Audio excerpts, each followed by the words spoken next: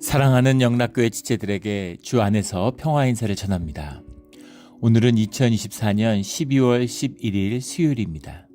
오늘의 묵상 본문은 이사야 62장 1절로 12절까지의 말씀입니다.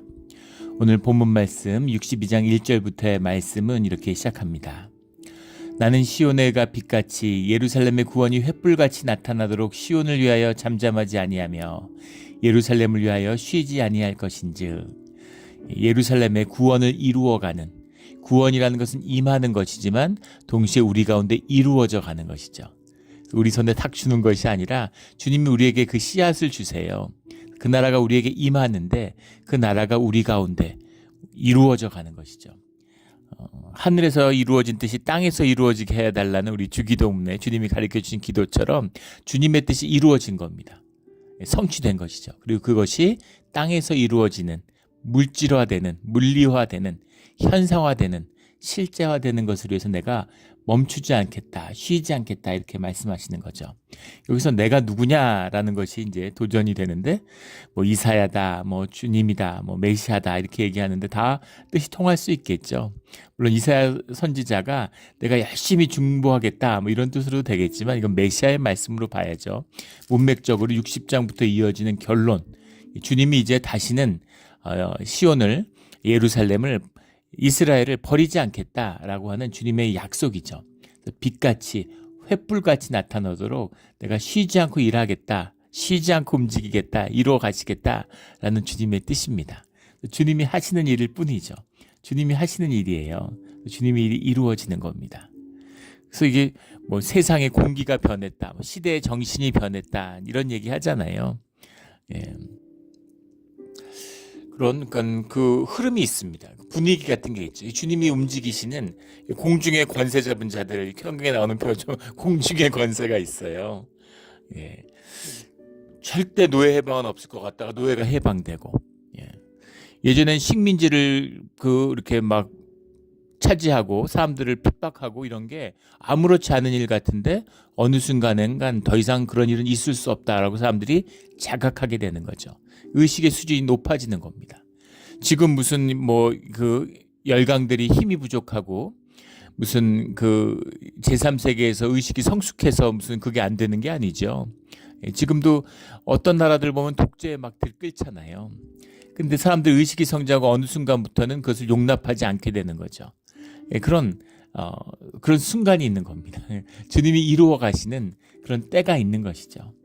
우리 그런 주님의 때가 열리는 우리 이 시대가 되기를 위해서 그래 보이지 않죠. 정말 어둡고 정말 답답한, 암흑이 가득한 말세와 같은 때입니다. 그러나 우리가 기도하고 주님의 나라가 여기 임하게 해달라고, 주님의 예루살렘이 이곳에 임하게 해달라고 기도드려야 되는 것이죠. 늘 기도를 멈추지 않는 그런 주의 중보자가 되는 주의 자녀들이 되기를 주의 이름으로 축원합니다. 2절에 보면 이방 나라들이 내 공의를, 무당이 다 내 영광을 볼 것이요 너는 여호와의 입으로 정하실 새 이름으로 일컬음이 될 것이며. 중요한 것은 새 이름이라는 건데 성경에서 새 이름이라는 것이 나올 때는 늘 종말론적인 의미가 담겨 있는 거죠. 새 이름을 받은 자들은 남은 자들입니다. 주님의 끝까지 남은 자들, 신앙을 지킨 자들, 예배하는 자들, 주님과 함께한 자들은 주님 안에서 새로운 이름, 새로운 옷을 입게 될 것이다. 주님의 안에서 공의와 영광을 보게 될 것이다 라는 주님의 약속입니다. 할렐루야. 우리 주님의 새 이름을 입는 주의 자녀들이 되기를 주의 이름으로 축원합니다.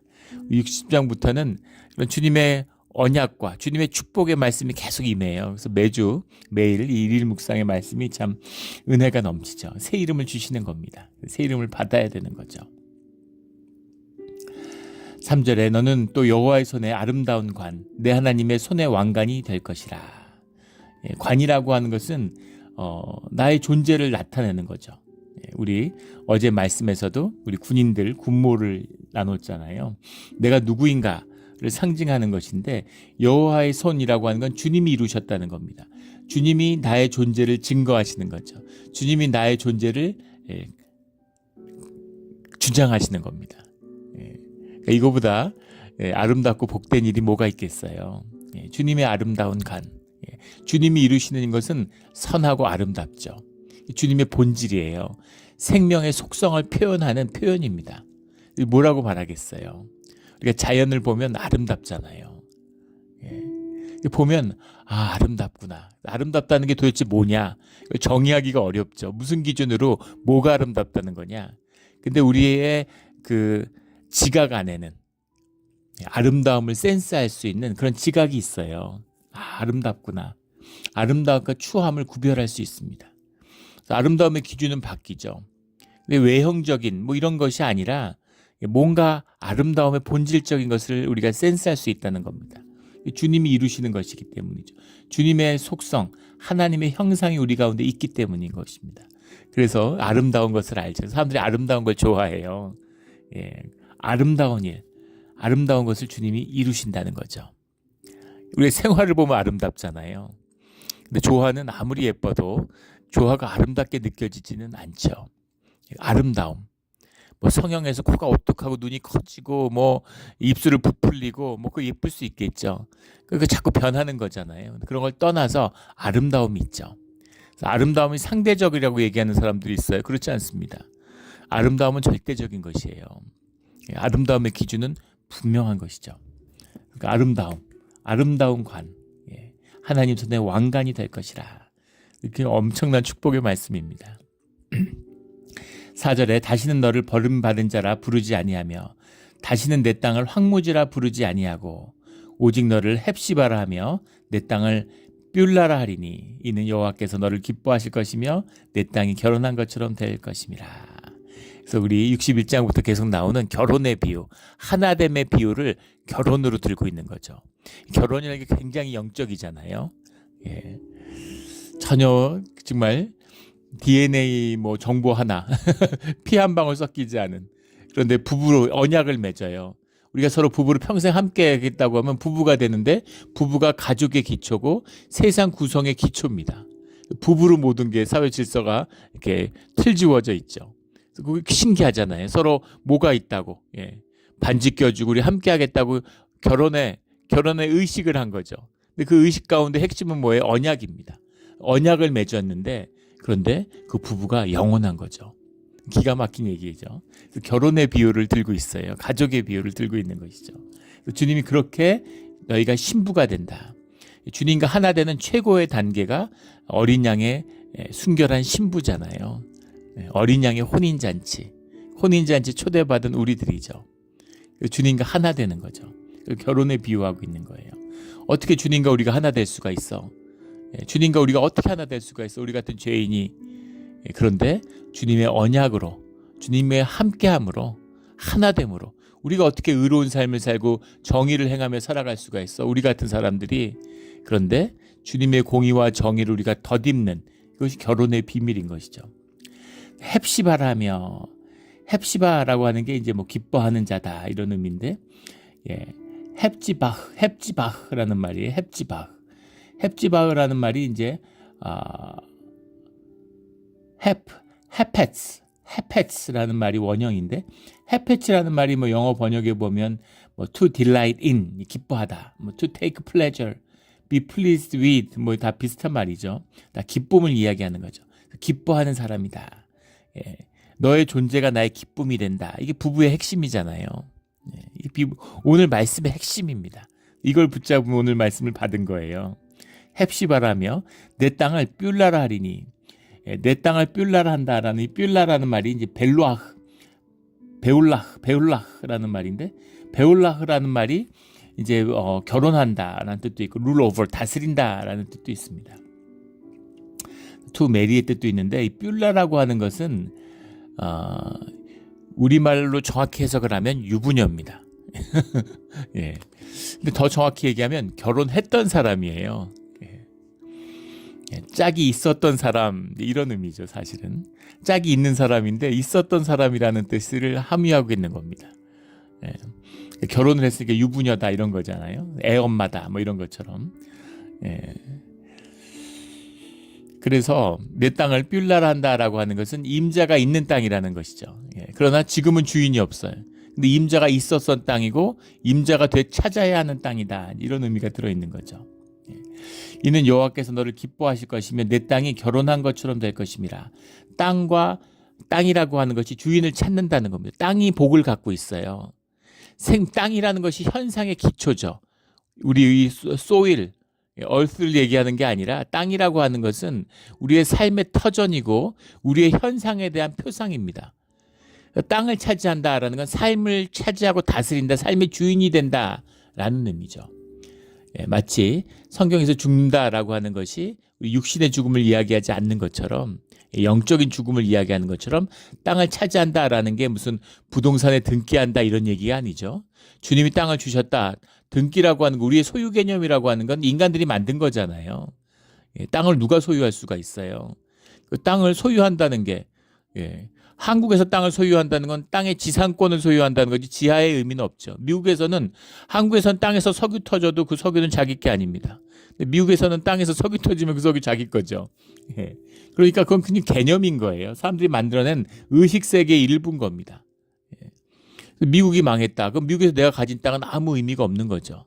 그런 거예요. 그런데 주님이 땅을 주셨다. 네가 그 땅을 갖고 있다라고 하는 것. 이것의 의미는 깊은 것이죠.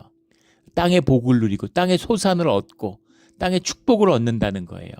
너의 네가 살아갈 네 삶의 자리, 그걸 주님이 주셨다는 겁니다. 우리 조상들이 집 밥그릇은 다 갖고 태어난다 이런 얘기인 건 다 통합니다.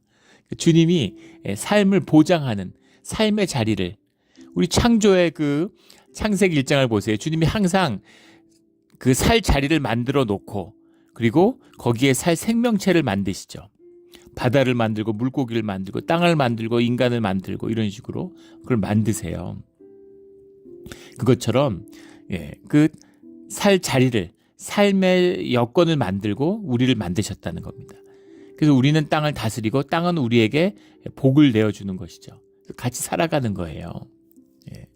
그 생명을 취하고 먹고 사는 것입니다. 이게 생명의 비밀이죠. 죽은 것을 먹어요. 생명을 취합니다. 근데 그 죽은 것으로 인해서 생명을 취한다고 하지만 생명을 취하는 것이 아니라 정확히 얘기하면 그 생명이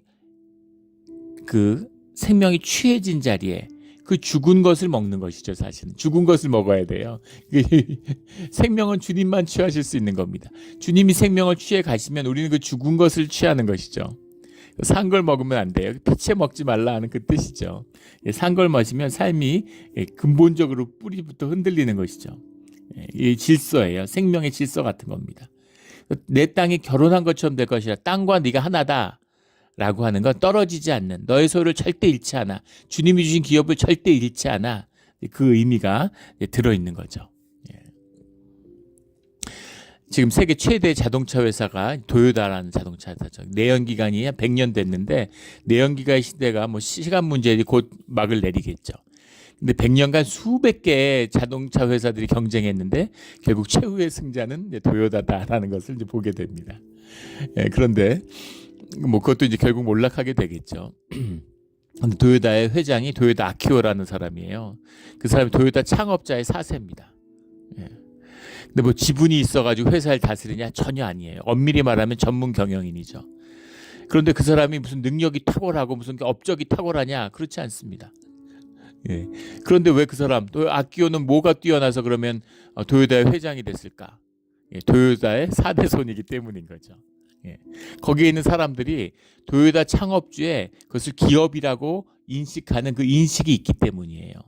그걸 사회나 국가가 용납하지 않으면 되겠어요?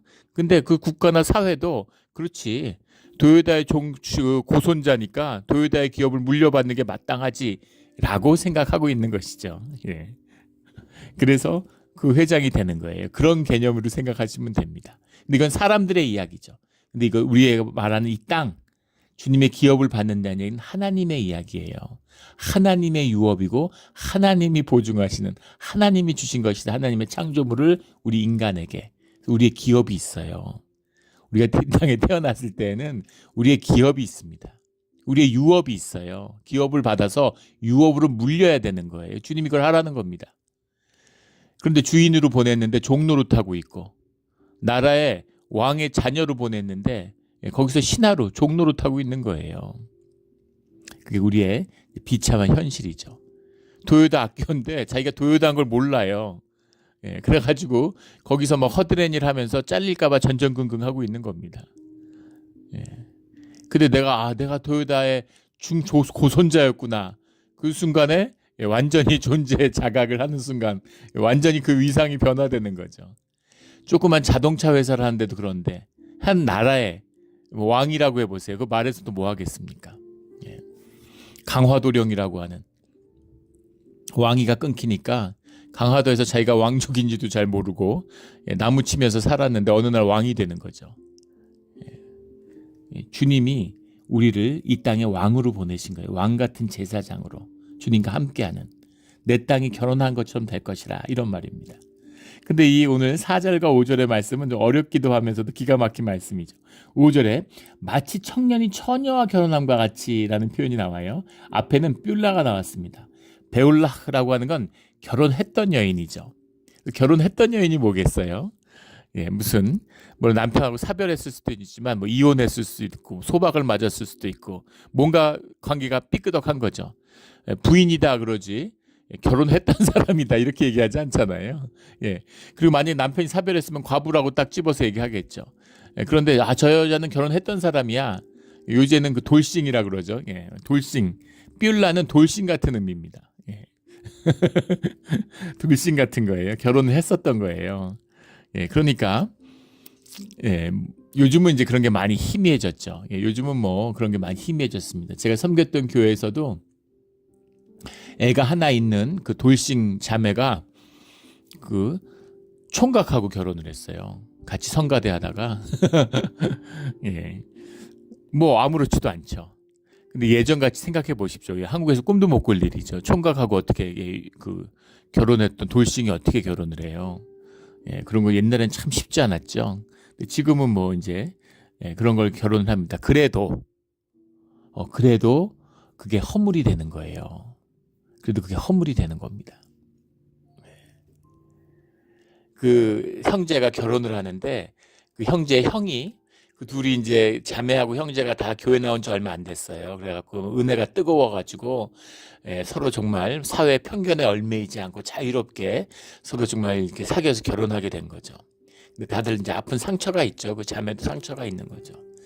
근데 그 형한테 가서 부모한테 얘기하는 부모님들은 교회도 안 다니고 이 얘기를 해야 되는데 그게 어려운 겁니다. 그게 허락해 주겠어요? 한국 아무리 반변했다고 그래도 쉽지 않죠. 그런데 그 형한테 가서 이제 사실 내 결혼할 사람이 상황이 이런데 그런데 이거를 어떻게 하면 좋겠냐고 물어보니까 형이 그 자매하고 이제 꼭 결혼을 해야 되겠냐, 꼭 해야 되겠다 이러니까 그러면 이렇게 하자 이러고 일단 그 어머니한테는 그 결혼했었다는 얘기를 하지 마라 이렇게 얘기하더래요.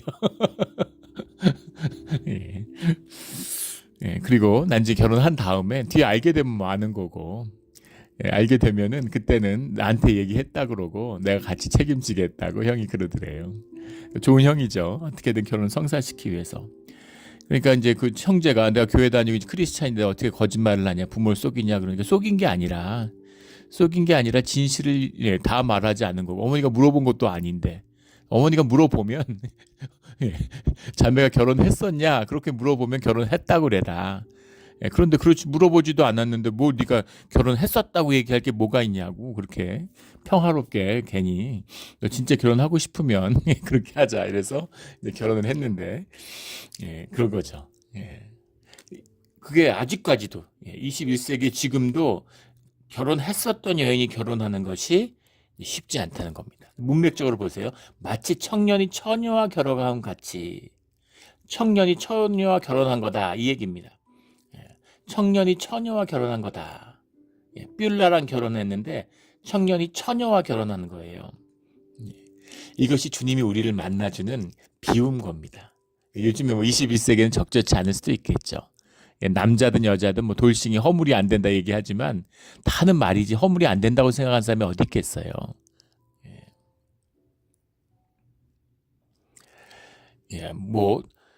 동거하는 게 뭐 어떠냐 이러는데 남 얘기니까 그렇게 하는 거지. 내가 결혼하려고 했는데 내 배우자가 동거했었다 그러면 쉽게 결혼할 수 있겠습니까? 하물며 결혼을 했었다 그러는데, 가정을 깼다 그러는데 쉽지 않죠. 그런데 그런 사람과 결혼을 하는데 청년과 처녀와 결혼한 것처럼 한다. 우리가 죄인이고 우리가 주님을 버렸고 우리가 주님을 떨어져 나가서 온갖 죄악과 패악한 짓을 했는데 주님이 우리를 다시 불러줘서 우리를 순결한 신부로 삼아 주신다는 거예요. 그런데 그 주님과 함께하는 것이 청년과 처녀의 결혼한처럼 그런 결혼이 된다는 겁니다. 아름다운 결혼, 축복받는 결혼, 모두가 기뻐하는 결혼, 아무도 과거를 체크하는 사람이 없는 그런 복된 결혼식이 된다는 것이죠. 이것이 청년이 처녀와 결혼한 같다라는 오늘 5절의 말씀의 뜻이에요. 근데 그 다음 말씀은 더 어려운데, 내 아들이 너를 취하겠고라는 이 말씀입니다. 이 말씀에 내 아들이 너를 취하겠고에 너를 취한다라는 말이 이 발루크라는 말이죠. 이것도 결혼한다는 얘기입니다. 네 아들이 너와 결혼한다. 이게 도대체 무슨 말이겠어요? 아들이 어떻게 아버지랑 결혼을 합니까? 그래서 여러 가지 이걸 해석을 해서 근데 아들들이라고 하는 말이 이것을 이게 주님의 아들, 그래서 메시아를 상징하는 복수로 돼 있어요. 이렇게 저렇게 막 꼬우는데 그럴 필요가 없습니다. 의미를 문맥을 못 잡는 것이죠. 이 말씀의 뜻은 문맥을 보면 분명히 알 수 있습니다. 신랑이 신부를 기뻐함 같이 내 하나님이 너를 기뻐하시리라. 핵심 오늘 본문이죠. 내 하나님이 너를 기뻐하실 핵심적인 요절입니다. 나의 존재를 주님이 기뻐해요. 이게 관계의 핵심입니다. 부부인데 내가 남편이라는 것을 내가 남편됨으로 인해서 부인이 기쁜 거예요. 내 와이프라는 사실이 너무 기뻐요. 그게 관계의 완성입니다. 그게 최고인 거예요. 내 남편이 돈을 잘 벌어와서 좋아. 내 남편이 집안일을 잘해서 좋아. 내 남편이 나를 기쁘게 해줘서 좋아. 나에게 뭘 해줘서 좋아. 그래도 좋죠. 그러나 그것은 조건이잖아요. 그럼 남편이 돈을 잘 못 벌어오면, 남편이 아프면, 남편이 무슨 힘들면, 그러면 좋지 않은가요? 그러면 정말 비극적인 관계죠. 요새 결혼이란 게 그렇잖아요. 무슨 생존의 동맹같이 서로 능력을 이렇게 맞춰봐가지고 서로 살면 좀 유리하겠다. 이렇게 해서 맞춰서 결혼을 하는 거죠. 근데 살아보니까 유리하지 않아요. 그럼 헤어지는 겁니다. 이게 무슨 부부예요? 부부를 흉내내는 거죠. 마치 부부인 것처럼. 부부가 아니죠. 부부는 존재가 하나 되는 거잖아요. 하나됨의 기쁨이 있는 거죠. 저 사람이 내 와이프인 게 너무 좋아요. 저 사람이 너무 좋은데 거기다 심지어 내 와이프야. 너무 좋아. 그 와이프에게 있어서 그것만큼 기쁜 게 어디겠어요. 내가 돈을 못 벌던 잘 벌던 아프든 건강하던 집안일을 돕던 안 돕던 내가 남편이라는 사실로 내 부인이 나를 기뻐해. 그러면 최고죠.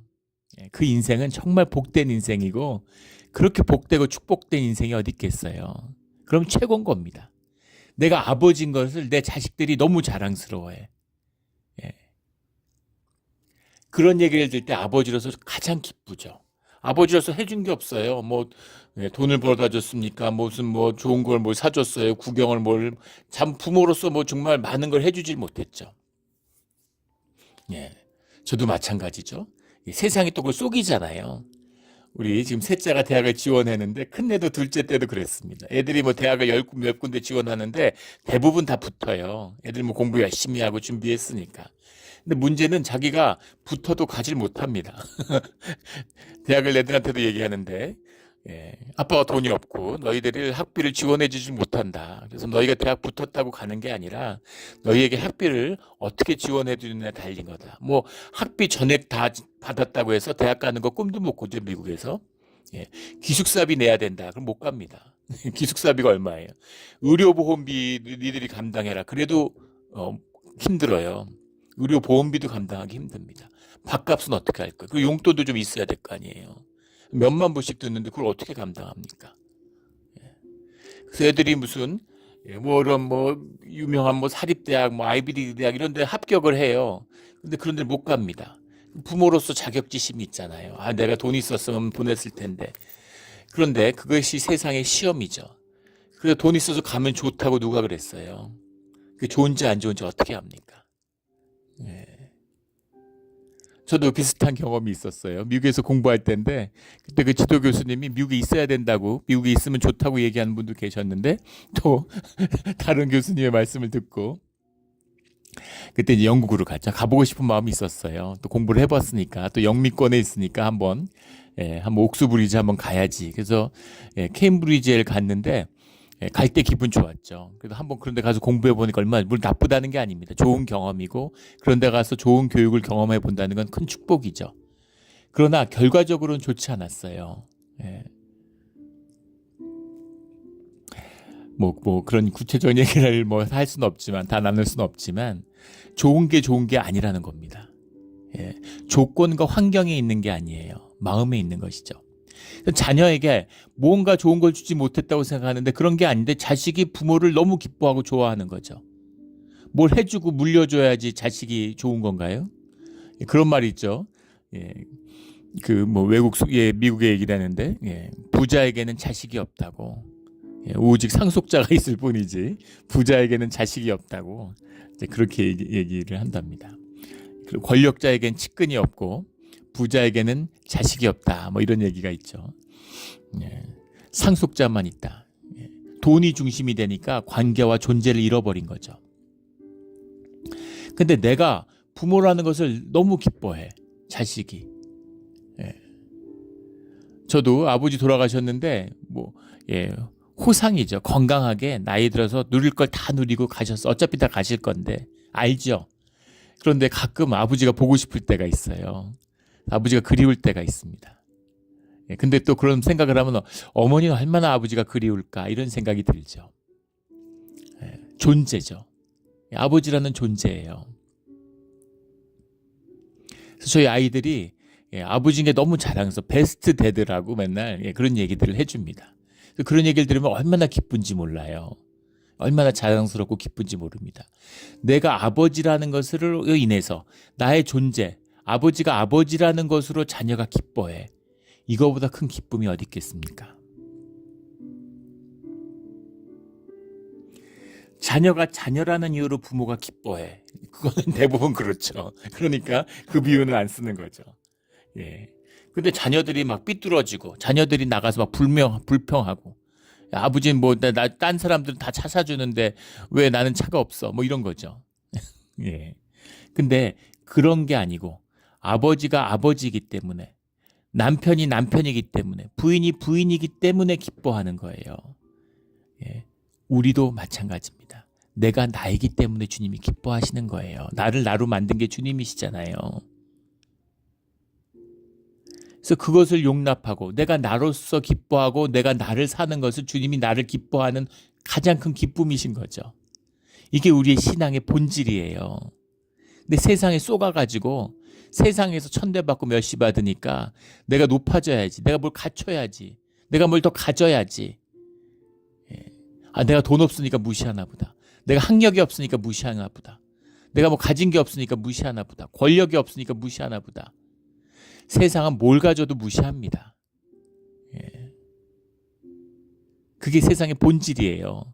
차별하고, 짓밟고, 억누르고, 비극적인 거죠. 거기 쏘가가지고 인생을 다 허비해요.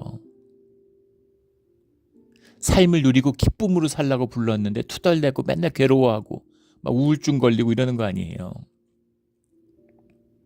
생명을 회복하면 기쁨으로. 자녀가 기뻐하는 걸 보는 것보다 더 큰 부모의 기쁨이 어디 있습니까? 아버지의 기쁨이죠. 주님이 나를 귀하다고 곱게 만들었는데 딸이 너무 예뻐요. 너무너무 귀하고 너무 예쁜 거예요. 근데 딸은 자기를 안 좋아해. 그래서 아빠 닮아가지고 내 얼굴 이거 뭐냐 그러고 맨날 막 울고 불평하고 막 성형시켜달라고 막 전신 성형해달라고 막 뭐하러 그런 짓을 하냐고, 너 이쁘다 그러는데 안 이쁘다고, 애들이 다 못생겼다 그런다 이러면서 아버지 때문이라고 원망한다고 해서 얼마나 아버지가 슬프고 속상하겠어요. 예쁜데 지 예쁜 것도 모르고. 그런 거죠. 예. 그 얘기입니다. 하나님 너를 기뻐하는 것, 신랑이 신부를 기뻐하는 것 같이 아들이 아버지를 기뻐하고 청년이 처녀에 결혼하는 것과 같다. 5절 말씀은 기가 막힌 말씀이에요. 관계의 비밀입니다. 이 비밀을 우리한테 뭐 하라고 한 적 없어요. 교회 봉사 열심히 하고 뭐 연보 많이 한다고 하나님 기뻐하시는 거 아닙니다. 나의 나됨을 기뻐하는 게 뭐예요? 예배의 자리잖아요. 주님과 하나 되는 거 아니에요. 우리 추수감사절이 됐는데, 성탄절이 됐는데 자녀가 부모랑 같이 시간을 보내고 싶어서 와서 부모를 만나는 것 자체를 기뻐해. 그러면 얼마나 기쁘겠어요. 그 마음 자체, 함께하는 것 자체가 기쁨이, 그게 예배잖아요. 근데 바빠서 못 간다 그러고 돈은 무슨 뭐 젤인가요? 뭐 그걸로 보냈다 그러고 용돈 쓰시라고. 그러면 얼마나 슬프겠습니까? 그런 거죠. 하나님이 너를 기뻐하시는 것. 아들이 아버지랑 결혼하고 신랑이 신부랑 결혼하는, 기뻐하는 그 기쁨. 그 기쁨으로 내가 너와 함께 하겠다. 이런 주님의 약속입니다. 할렐루야. 참 이런 말씀을 읽으면 가슴이 뭔가 이렇게 먹먹한 게 있어요. 주님의 마음이고 아버지의 마음이죠.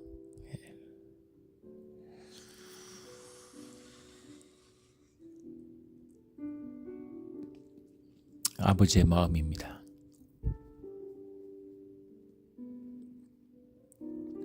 6절에 예루살렘이여 내가 너의 성벽 위에 파수꾼을 세우고 그들로 하여금 주야로 계속 잠잠하지 않게 하였느니라. 너희 여호와로 기억하시게 하는 자들아 너희는 쉬지 말며 또 여호와께서 예루살렘을 세워 세상에서 찬송을 받게 하시기까지 그로 쉬지 못하시게 하라. 주님과 함께 움직이라는 거. 주님이 움직이시니까 너희도 움직여. 세상 모든 사람이 주님을 찬양하는. 내가 십형제 막내인데 주님을 만나 아버지를 찾은 거죠. 근데 고아로 자라가지고 다 다른 집에 입양됐다고 한번 생각해 보세요. 야 가서 너 형제들 찾아봐. 나도 같이 찾아보자. 이런 거죠. 어떻게 쉴 수가 있겠어요. 9절 말씀에 오죽 추수한 자가 그것을 먹고 나 여호와를 찬송할 것이요 거둔 자가 그것을 나의 성소뜰에서 마시리라 하셨느니라. 성소뜰에서 마시리라. 축복의 근원에 대한 자각이죠. 추수한 자가 그것을 먹고, 추수한 자가 먹는다는 게 엄청난 축복입니다. 8절에 내가 수고하여 얻은 포도주를 이방인이 마시지 못하게 할 것이라. 세상 사람들이 일한 것만큼 받는 것, 이게 사회주의의 꿈이잖아요. 한 번도 이루어진 적이 없죠. 또 어떻게 그런 꿈을 꾸게 됐을까? 사회주의의 꿈이라는 것이 희년의 꿈입니다. 초기 공산주의 운동을 다 유대인이 했어요. 종교주의와 세속주의가 있는데 세속주의의 좌파 버전이 사회주의 공산주의입니다. 우파 버전이 시오니즘이에요. 시온주의예요. 시온주의는 세속주의 운동입니다. 그래서 처음에 시온주의로 예루살렘을 귀환을 한다고 예루살렘을 다시 이스라엘 세운다고 그랬을 때 그런 정통파 유대인들은 다 반대했어요. 그 사람들은 그래도 적어도 하나님의 뜻을 구하는 거죠. 하나님이 말씀하시지 않는데 마치 바벨론에 왔는데 야 우리 탈출해서 빨리 돌아가자. 야 우리를 이걸로 인도해 준 분이 주님이신데 이 고난 가운데 우리를 이끄신 분이 주님이신데 거기 돌아가고 안 돌아가고 무슨 의미가 있냐 이렇게 얘기하는 거죠. 그게 맞죠. 근데 야 그런 소리 하지 마. 주님이 뭐라고 말씀하셔? 우리가 돌아가면 돌아가는 거지. 사두개인인가 바리새인 생각하시면 돼요.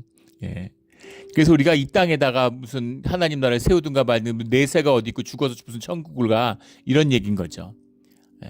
그래서 땅에다가 희년 공동체를 세우겠다고 사회주의 공산주의 이런 걸 시작했고 시오니즘으로 이스라엘 세웠는데 그 끝이 어떻게 됐느냐가 오늘 우리가 다 보는 현실이죠. 유엔에서 발표한 무슨 자료를 보니까 세계에서 빈부격차가 제일 심한 나라들 순위를 매겼는데 2등이 미국입니다. 1등이 어딜까요? 1등이 중국이에요. 참 황당하고 어이가 없었습니다. 중국은 사회주의 국가잖아요. 공산당이 지배하는 나라 아니에요. 뭐하러 공산혁명 뭐하러 했습니까? 사람들이 다 같이 잘 살자고 해놓고서 그 부는 어디 있을까요? 남의 거 뺏었기 때문이잖아요. 회사에 가서 일했는데 일한 만큼 받아면 회사가 사라지죠. 자본이 쌓일 수가 없잖아요. 잉여 자본이 사람들의 노동에서 나온 거예요. 노동에서 자본을 분리시킨 거잖아요. 노동을 분리시켜 놓은 거죠. 그러니까 사람들이 일한 만큼 받아가면 아무것도 안 남아요. 자본이 쌓아 올릴 수가 없고 자본주의가 안 되는 것이죠. 무슨 말인지 아시겠죠? 추수한 것을 받는다는 건 엄청난 축복인 겁니다. 아니, 내가 추수했으니까 내가 당연히 가져가지. 그럴까요? 우리가 추수한 걸 우리가 먹을 수 있나요? 캘리포니아 사람들은 12개월 일하면 7개월치를 정부에서 가져갑니다. 이게 노예도 아니고 12달 일했는데 7개월은 임금을 안 받고 일한 거예요.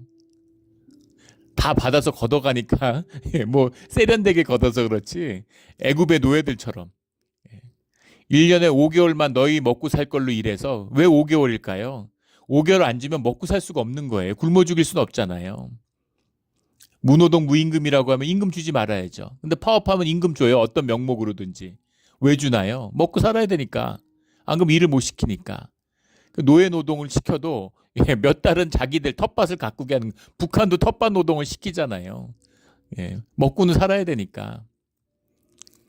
그런 거예요. 우리 이란, 우리가 진짜 기독교고 기독교 국가라고 그러면은 근로소득세를 왜 걷어요? 그게 기독교의 우리 시온 이 희년 공동체의 꿈이잖아요. 일한 거는 다 너희가 먹고 땅에서 나는 땅의 소득에 대한 것만 걷어간다는 거죠. 처음에는 그게 될까 싶었는데 요즘에 보면 그 나라의 세금이 다 부동산세 아닙니까? 부동산 깔아앉으면 나라가 막 금융이 깔아앉고 그럼 나라 망하는 줄 알고 무슨 수를 써서 돈을 찍든지 무슨 수를 써서라도 자산시장을 지키죠. 지금 미국 보세요. 경기가 어려워가지고 지금 스몰 비즈니스 하는 사람들이 전부 너무너무 힘들어 하십니다. 그런데 주식 막 이런 거는 완전히 버블이죠. 막 폭발하잖아요. 경제가 어려운데 주식은 넘쳐나요. 화폐 타락이죠. 그래도 좋다는 거죠. 망할 날이 눈앞에 다가오는데 좋다고 그러는 거예요. 배가 깔아앉는데 선상에서 도박해서 돈 땄다고 좋아하는 거죠. 그게 우리 말세의 때에 사는 우리의 모습입니다. 그게 무슨 의미가 있겠어요? 주님의 꿈을 이 땅에 이루는 겁니다. 그 꿈을 이루는 시작이 나와 주님과 함께함이에요. 예배에서 시작되는 겁니다. 이것이 거둔 자가 그것을 나의 성소 뜰에서 마시리라 라는 이 비밀입니다. 11절 말씀에 너희는 딸 시온에게 이르라. 보라 내 구원이 이르렀느니라. 보라 상급이 그에게 있고 보응이 그 앞에 있느니라. 고생을 하고 그 고된 시련 가운데 여기까지 왔는데 보응이 있고 상급이 있다고 주님이 말씀하시는 거예요. 상급과 보응이 그에게 있습니다. 주님께 있어요. 주님과 하나 되는 것이 함께 누리는 비밀입니다. 우리 귀한 축복의 비밀을 내 것으로 내가 갖겠다고 하는 게 아니라 이것을 누리며 살아가는 그런 복된 우리 자녀들이 되기를 예수 그리스도 이름으로 축원합니다. 아멘. 기도드리겠습니다. 하나님 아버지, 오늘 가슴이 뛰는 그런 축복의 말씀을 주시니 감사합니다. 이 말씀을 믿음으로 취해서 이 말씀을 살아내는 주님이 주시는 상급을 받고야 마는 그런 믿음의 자녀가 되게 하여 주시옵소서. 감사하며 예수 그리스도 이름으로 기도드렸습니다. 아멘.